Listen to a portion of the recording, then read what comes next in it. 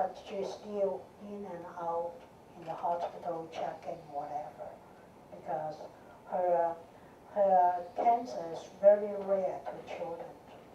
It's not easy. So I keep on reminding him, everything happens with causes and condition, and see what the causes and condition come along. Because things are impermanent. And one day you see Sifu so happy and joyful talking to you. The other day I might move to another journey. Who knows? No one knows. Just like one of the facilitators' brother who came here for holiday, one day before he's ready to take off back to Hong Kong, and he just moved on to his next journey because of stroke. What does it tell us? Tell us appreciate to the pleasant moment. Pleasant moment. Whatever we do, we want to be our own master is the present moment, not the past or the future. You agree? Can you do that? Always drown in the present moment? You sure? If you really can do that, you already no longer suffer with your emotions, because you understand everything happened with a reason. Everything happened with a cost. Okay? So why we suffer? Because we don't understand things happen with causes and conditions. It is out of our control. The only thing is be calm, accept as the way it is, understand how it happened, what caused it. But the first thing is to understand. The second thing, not getting emotion, is accepting. Why we are upset? Because expectations. That's not the way I want. That's not the way you're supposed to do. Expectation. Expectation. Try to remove your expectations. I sat and meditate because I don't know how many students will register for this class. Do you think I don't worry? I worry because I will be out of job. So, but I said to myself, let go. Whatever it comes, it will come. Because no one can control how many people will register for this class. But I would like to let you know, this class is not easy to come by. You see, the facilitators, they come all the way. They arrive here. Some of them arrive at 8:30. Some of them arrive at 9 o'clock, ready to greet you guys, to make you feel comfortable, to make you feel easy. What they practice is compassion, loving kindness. Isn't that something? Do you think in the future you'd like to do something like that in the community? You make the others happy. In fact, you make yourself happy. You are the one benefit from it. That is very important. Not the other side. Karma, cause and effect. With good deeds, what happened? Louder. Don't be afraid. Good effects? Good effect, yes. So with good deeds, with the right condition, you will get good effect. This is very important. When we talk to the dependent origination, that's the class on dependent origination. It will cover 2 classes on dependent originations. And in fact, I would like you to check the website fgs.ca and link to BLIA, and they have a master's pamphlet about cause and effect. And you can link to that website to get that.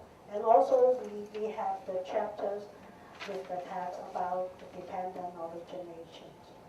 And it is very essential for us to understand this deeply, process. And if we understand that, and you will find you no longer need cosmetic. Sifu with pinky face, I don't have any powder on it. Okay? And because the energy always, the good, positive energy always flow in you. Okay? So if all the phenomena arise, what happens? You say, stay there, not change. And it will fall. It's really natural. But a lot of the people suffer when we get something they like, and then if they lost that, they become very upset. When the beloved ones depart, they get very upset, like the end of the world, because they don't understand impermanence. With Buddhists, when someone died, and obviously we conveyed our sorrow for them, but in another way, we congratulate for the deceased to move on next journey. Like if one day Sifu will move on next journey, I'd like you to compose a poem or sing for me, not cry for me. That is what Buddhism about. That's what Sifu's effort. What Sifu want you to deeply understand what is death about. In Buddhism, it's no death. It's a journey, it's the condition, I move on next journey. So with the chapter on karma, and it telling us the karma, it is all our retribution or rebirth is based on our karma. If your life, all your life doing something good, you don't have to worry about your next destination. What we just called, what we just said, good deed with good effect. Okay, so we will cover that chapter about karma. Okay, so by understand karma, you will be able to transform your negative energy or to transform your bad habit to more positive habit. Okay? So I would like you to think when you go home today, write down, I think I don't expect you to learn 5 things, to learn 3 things from today, from the card that help you the most, which is very important. And I would like you to practice that when you're doing sitting. When you're doing sitting, okay, oh, transform my bad habit, angry, to happiness, right? Anxiety to calm, fearless to confidence. So you just put down whatever you learned, what you heard, what you understand, what you think is benefit for you, write it down and practice while you sit. Contemplate that. positive, positive, positive, positive. Okay? So I couldn't really change your habit only in one class, but I try to help you to see the light, the enlightening light within you. In fact, each of us have the Buddhist nature. You are me and equal. I'm happy, you can be happy. Right? So don't underestimate your potential, but it is on your own hand. And I can see some of the students here, they really transform their negative energy to a more calm, peaceful, joyful bodhisattva. Okay? Bodhisattva, that means you try to liberate oneself and also try to benefit the others to achieve liberation as well. Okay? And before we end the class, I would like to introduce Fo Guang Shan to you. Fo Guang Shan is a Buddhist order founded by Master Hsing Yun.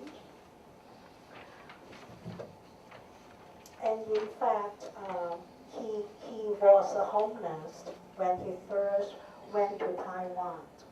All right, and right now we have more than 250 chapters all over the world, in Europe, in Far East, North America, the Southern Pacific Ocean, Australia, and so forth. We have about 10,000 visitors with our Buddhist Memorial Center all over the world. I learned a lot. I learned a lot about the dependent origination. I learned a lot about nirvana, about impermanence, all this. I mean, experience a lot. And I would like to share one thing with you. There's a straw dog. He always came to our place. But he's really very arrogant, okay? He doesn't look at you, and he hardly pay attention to everybody. But in where my office is, the people are very friendly to him. Every time he comes, they buy special dog food for him. In fact, in Taiwan, it's not so popular dog food, okay? It's veggie dog food. Think about it. So, and he came very close to the door, right? We have the visitor in and out, in and out. So I went out to tell him, this is not the place for you. You can go to the other side, please. He won't listen to you. But I say some Buddhist terminology.